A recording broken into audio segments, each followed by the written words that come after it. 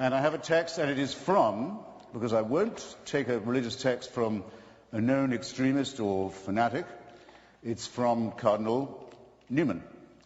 Recently, Prime Minister Blair's urging, beatified on his way to canonization, a man whose apologia made many Anglicans reconsider their fealty and made many people join the Roman Catholic Church, and is considered, I think rightly, a great Christian thinker. My text from the Apologia.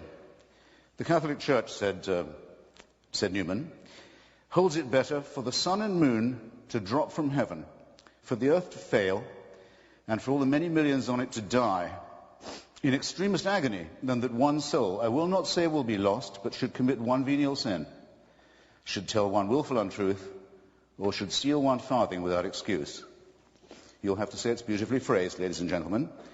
But to me, and here's my proposition, what we have here, and picked from no mean source, is a distillation of precisely what is twisted and immoral in the faith mentality. It's essential fanaticism, its consideration of the human being as raw material, and its fantasy of purity. Once you assume a creator and a plan, it makes us objects in a cruel experiment whereby we are created sick and commanded to be well. I'll repeat that. Created sick and then ordered to be well. And over us to supervise this is installed a celestial dictatorship, a kind of divine North Korea. Greedy, exigent, I would say more than exigent, greedy for uncritical praise from dawn till dusk, and swift to punish the original sins with which it so tenderly gifted us in the very first place. However, let no one say there's no cure. Salvation is offered. Redemption, indeed, is promised at the low price of the surrender of your critical faculties. Religion, it might be said, must be said, would have to admit, makes extraordinary claims, but though I would maintain that extraordinary claims require extraordinary evidence, rather daringly provides not even ordinary evidence for its extraordinary supernatural claims. Therefore, we might begin by asking, and I'm asking my opponent as well as you when you consider your voting, is it good for the world to appeal to our credulity and not to our skepticism? Is it good for the world to worship a deity that takes sides in wars and human affairs? To appeal to our fear and to our guilt, is it good for the world? To our terror of death, is it good to appeal?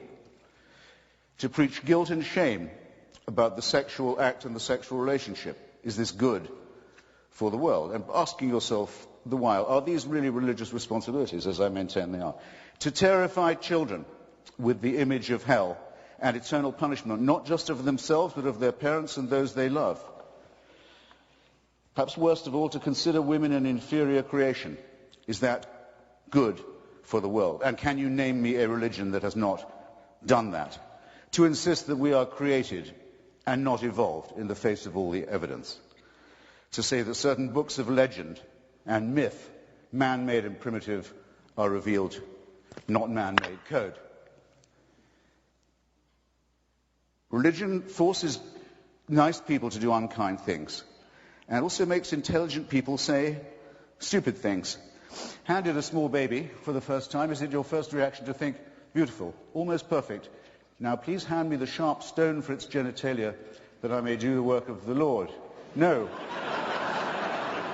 It is, as the great physicist Steven Weinberger has very aptly put it, in the ordinary moral universe, the good will do the best they can, the worst will do the worst they can. But if you want to make good people do wicked things, you'll need religion.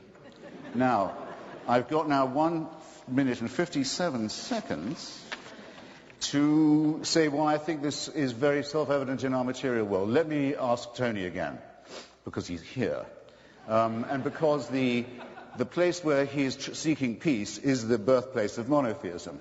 So you might think it was unusually filled with refulgence and love and peace.